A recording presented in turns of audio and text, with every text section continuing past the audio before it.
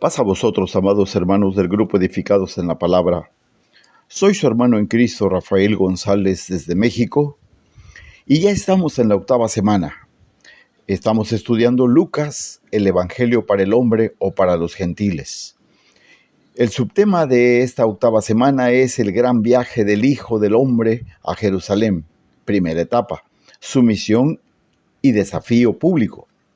El tema para hoy es envío de los 70, gran propósito. Y como siempre les digo, amados hermanos, vámonos de inmediato al estudio de la palabra de nuestro Dios. Y le digo, Jesús tuvo muchos discípulos, no solamente los 12 que frecuentemente mencionamos. Hubo al menos 70 discípulos más que seguían tan de cerca a Jesús que él pudo delegarles una misión enviándolos para ser emisarios de su palabra. Eso lo encontramos en el Evangelio de Lucas capítulo 10 del verso 1 al verso 20, pero está marcado del verso 1 al verso 16. Perdón, que no lo voy a leer porque está muy largo, lo vamos a ir desglosando poco a poco. Sin embargo, le puedo comentar esto.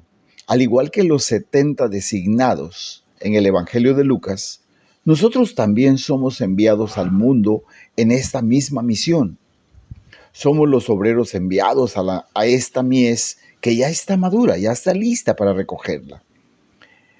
Vemos en el texto de hoy que trata sobre esta misión, pues, y trata sobre lo que significa ir, trata sobre lo que significa ser enviados por el Señor a esta misión llamada iglesia, y lo que significa que el Señor nos guíe.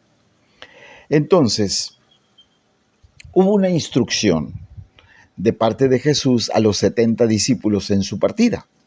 Y eso lo podemos ver del verso 1 al verso 3 de Lucas capítulo 10, que dice, después de esto, el Señor eligió a otros 72 y de 2 en 2 los envió delante de él a todas las ciudades y lugares a donde él tenía que ir. Les dijo, ciertamente es mucha la mies, pero son pocos los segadores. Por tanto, pidan al Señor de la mies que envíe segadores a cosechar la mies.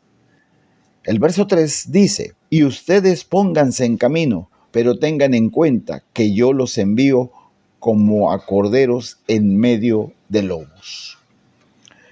Y cuando leemos esta parte que dice, después de esto el Señor eligió a otros 72, Jesús sabía, podemos entender y comprender que el Señor Jesús sabía que el tiempo era corto antes de la crucifixión y que todavía había muchos pueblos que aún no habían escuchado su mensaje.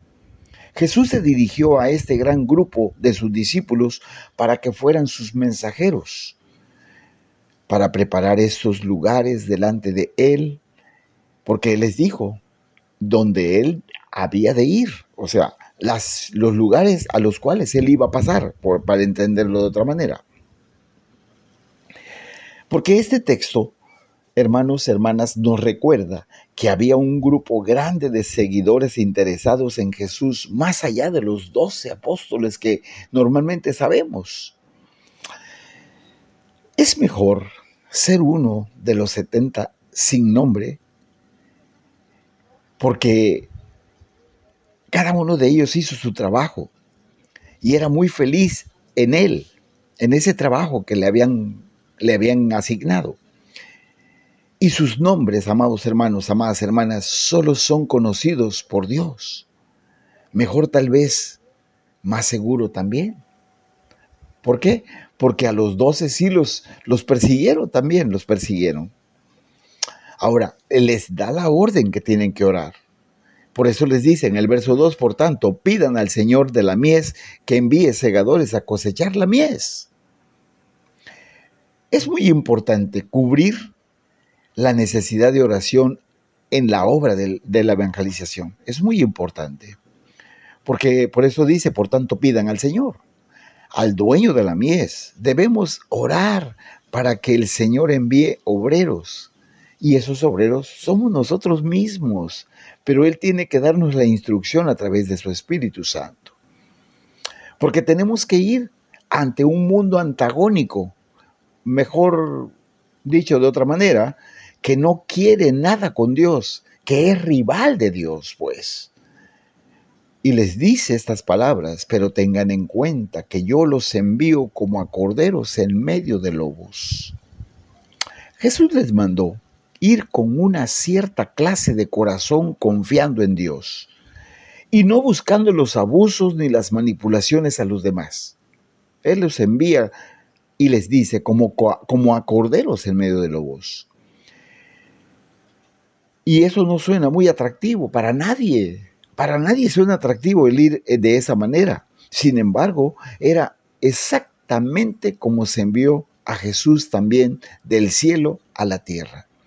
Y se vio como el poder de Dios obró a través de él, muy poderosamente.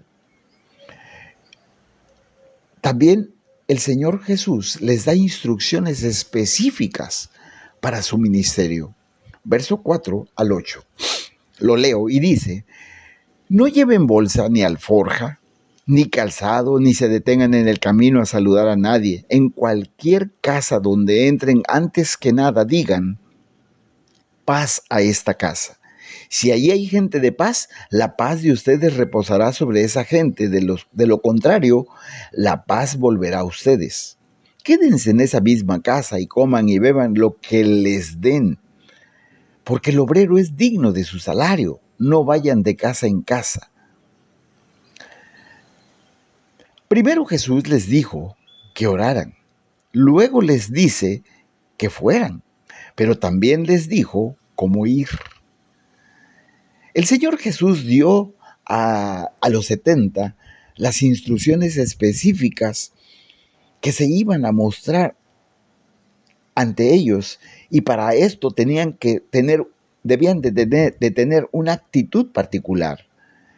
Y por su trabajo, por la representación, pero más que nada, porque ellos eran los representantes de Jesús y los representantes del Evangelio en ese momento.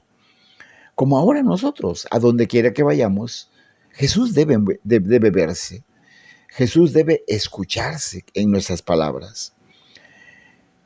A ellos les dijo que no debían ser distraídos ni con las cosas materiales. Por eso les dice bolsa, alforja, ni calzado. O sea, no te preocupes por eso. Que no iban a ser distraídos tampoco por ceremonias aburridas de la etiqueta, como saludar a alguien en el camino. Y también les dijo: en cualquier casa donde entren, antes que nada, paz, digan paz a esta casa. Se les instruyó a ellos para traer una bendición de paz a cada casa, si la casa los recibía. Y en el verso 6, Él les dice: si ahí hay gente de paz, la paz de ustedes reposará sobre esa gente. De lo contrario, la paz volverá a ustedes. Hubiera sido una deshonra para esta misión que los misioneros hubieran asumido sus alojamientos con los que no tenían un buen testimonio, en los que estaban, o sea, los que están fuera del camino. Por eso les dice en el verso 7, quédense en esa casa y coman y beban lo que les den. Debían confiar en Dios. Debían confiar en que el Señor proveería para ellos a través de la generosidad de los demás.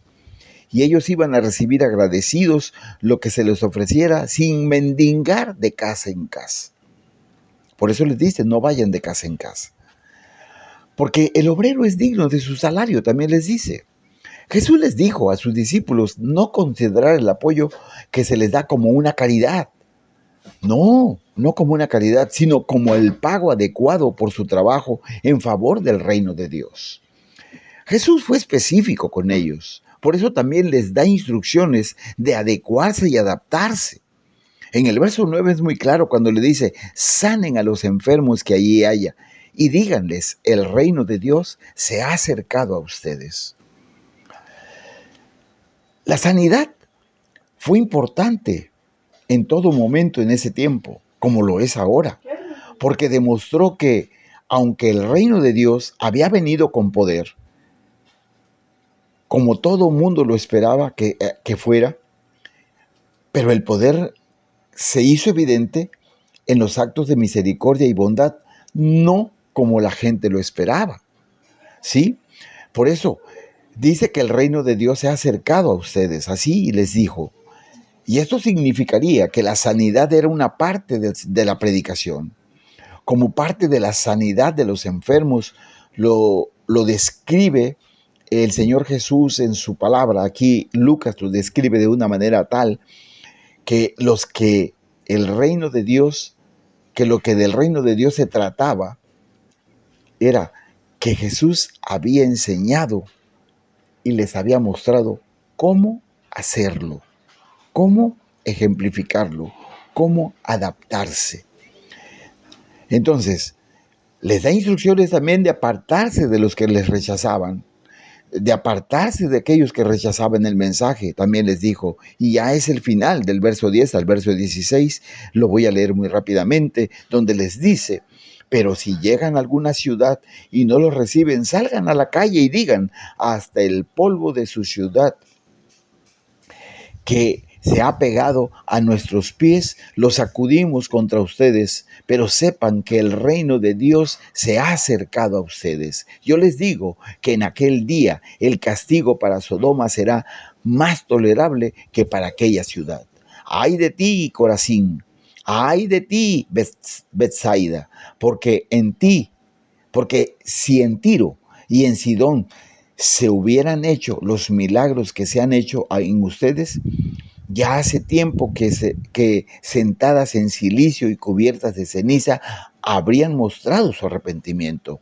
Por tanto, en el día del juicio, el castigo para Tiro y para Sidón será más tolerable que para ustedes. Y tú, Cafarnaúm, tú que te elevas hasta los cielos, hasta el Hades caerás abatida. El que los escucha a ustedes, me escucha a mí. El que los rechaza a ustedes, me rechaza a mí. Y el que me rechaza a mí, también rechaza al que me envió.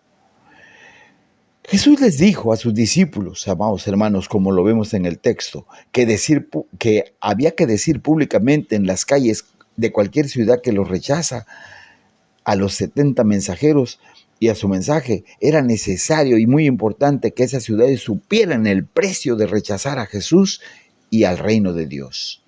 Pero sepan, dice, que el reino de Dios se ha acercado a ustedes. Su mensaje y la evidencia del poder del reino de Dios iba a ser lo suficientemente claro que ellos podían decir esto públicamente a una ciudad. Ahora, el Señor Jesús también les dice que dijeran cómo iba a ser el castigo, porque vieron una mayor obra de Dios que cualquiera de esas ciudades pecadoras lo hizo antes que ellos, antes que nosotros incluso. Sin embargo, ellos todavía lo rechazaron. Mucha gente en este tiempo también rechaza a Dios, rechaza su mensaje. Y termina en el verso 16 diciendo, el que los escucha a ustedes, me escucha a mí. El que los rechaza a ustedes, me rechaza a mí. Y el que me rechaza a mí, rechaza también al que me envió. Entonces, como él envió a sus 70 discípulos con la anticipación de que algunos podrían ser rechazados, Jesús también los animó con la idea de que eran sus representantes y no deben tomar su rechazo o aceptación como algo personal. Si otros rechazaron a los mensajeros que rechazaron a Jesús, también rechazaron a su Padre que lo había enviado. Termino diciéndoles esto. Es provechoso para todos los siervos de Dios no aferrarse a la alabanza o al rechazo. Si realmente representamos al Maestro, el éxito o el rechazo de ese trabajo se debe más al Señor Jesús que a nuestro trabajo, que a nosotros mismos. Nuestra mayor preocupación no debe ser el éxito o el rechazo, sino representar adecuadamente a Jesús nuestro Señor y Salvador. Y concluyo con esto. Estos 70 discípulos aprendieron que cuando hacemos audazmente lo que Jesús nos dice que hagamos, podemos anticipar que Él nos bendecirá de muchas maneras más allá de nuestras expectativas. Mis amados hermanos, mis amadas hermanas del grupo Edificados en la Palabra, soy su hermano en Cristo que se despide de ustedes. Paz a vosotros.